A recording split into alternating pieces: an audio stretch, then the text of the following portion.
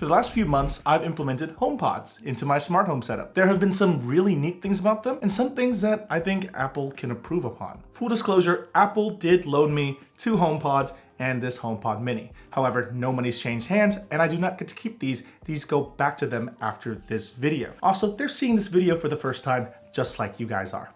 So say hi. Let's start off with how this speaker looks and feels. The body is this harder mesh type material that has some give if you push down and a little give if you move your fingers across it, but overall it stays relatively the same. And this mesh encompasses the entire speaker except for the base and the top of the HomePod.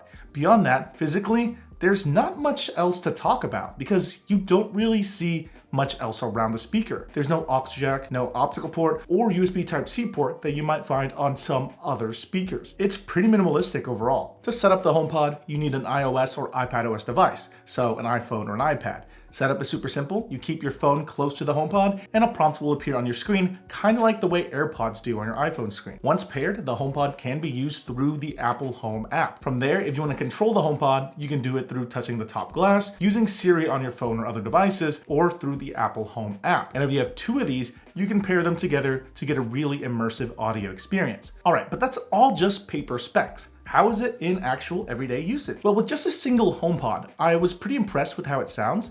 It sounds really good. You could walk anywhere around it and the sound quality is similar all around and even in large spaces. This is due to all the different tweeters all around the HomePod that gives it an even sound no matter which direction of the HomePod that you are currently in. So you can just place the speaker anywhere and get overall pretty good sound out of it wherever you are. It helps that the speaker looks good too, so it fits in most places that you're thinking of placing this speaker in. The touch controls work well, and I do love the integration into Apple Home. But that's because my primary smart home platform is Apple HomeKit, so I'm already ingrained in that ecosystem. There's a built-in humidity and temperature sensor that you can use in your Apple Home automations, but if you do want to change any settings that are on the HomePod, you can only do that through the Apple Home app. So if you don't use a lot of Apple HomeKit devices or don't own Apple devices at all, taking advantage of the HomePod's features could be difficult. The HomePod alone is nice, but when you combine it with other Apple products, it can do some pretty amazing stuff. 2 of these can be paired together for a really good audio experience, and you can even use a single one or a pair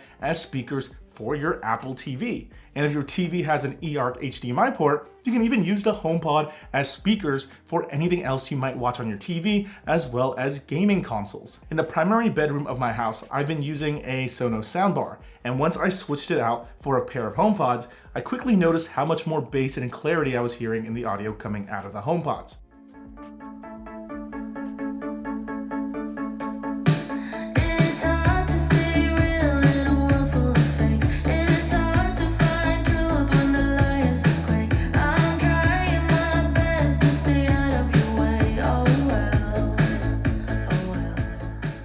I noticed that the 2 HomePods did a great job at emulating a surround audio system and that the bass was booming more than I expected.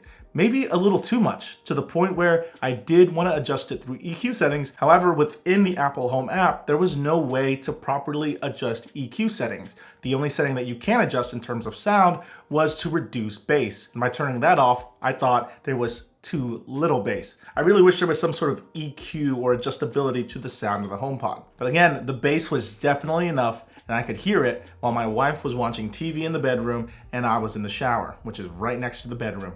I could hear it through that. So it's definitely plenty for a bedroom or even living room environment. When you say the trigger word, it'll trigger all the way across the room, and even when you're in different rooms that are close by. She understands the more basic tasks, like how's the weather? Turn off the lights in the living room, pause the music, turn off the TV, and even check for motion in other rooms.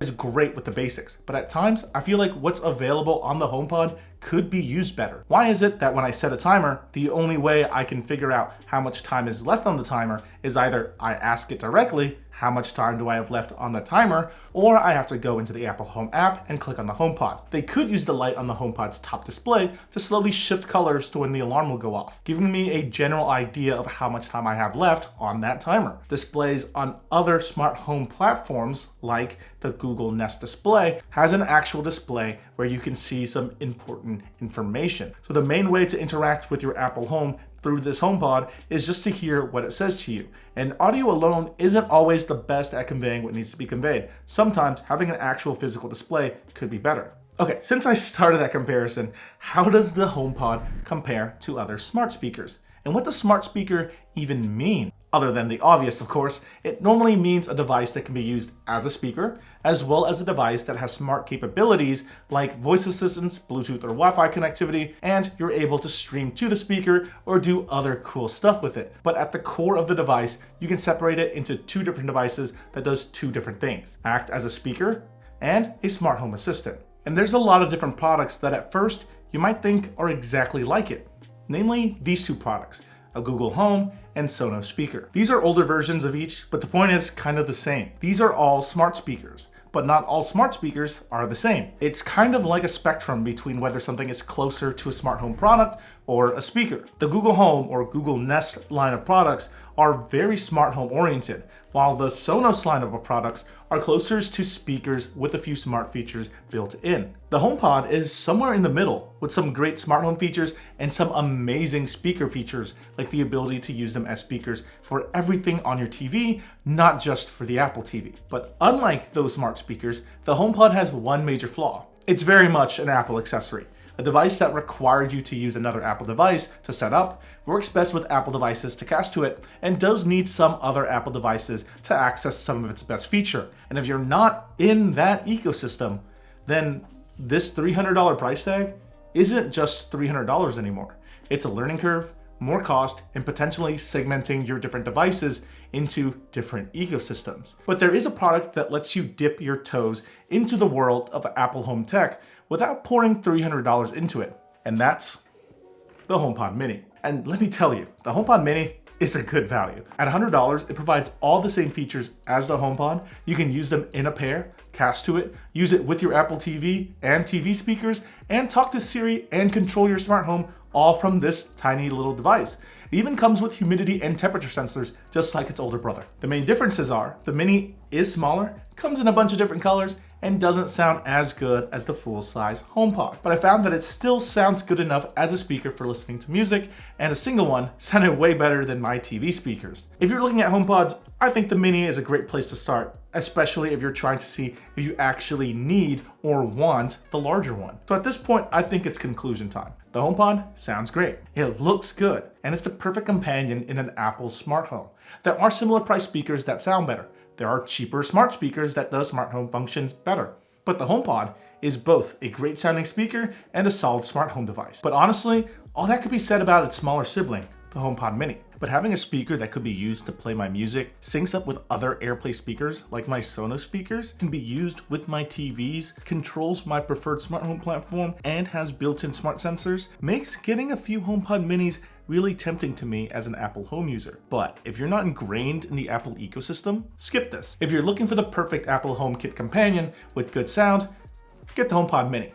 And if you want the best sound out of that HomeKit companion for music or as a TV speaker substitute, get the HomePod. Anyway, what do you personally think? Have you considered implementing HomePods into your smart home setup, or are you using them as just speakers? Maybe a mixture of both. Why or why isn't the HomePod on your radar? Let me know in the comment section below. And well, if you enjoyed this video, I'll see you all next time. Bye.